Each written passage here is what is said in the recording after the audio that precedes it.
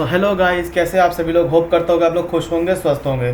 दोस्तों, आज हम इस वीडियो के माध्यम से ये जानने की कोशिश करेंगे कि ज्ञानगंज सिटी है क्या और हिमालय में बसा हुआ रहस्यमय शहर आज तक हम लोगों के सुर्खियों में क्यों नहीं आया और यहाँ पे कौन लोग जा सकते हैं।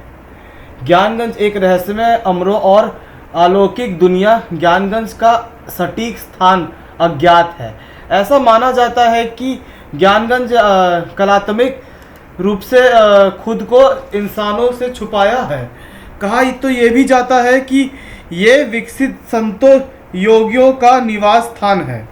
जिस भी व्यक्ति के पास असाधारण ज्ञान और अत्याधुनिक शक्तियाँ हैं, जो व्यक्ति जन्म और मृत्यु के चक्र से मुक्त है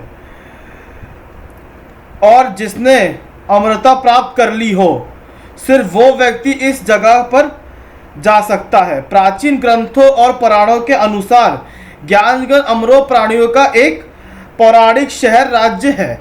ऐसा माना जाता है कि ये हिमालय गहराई में स्थित है।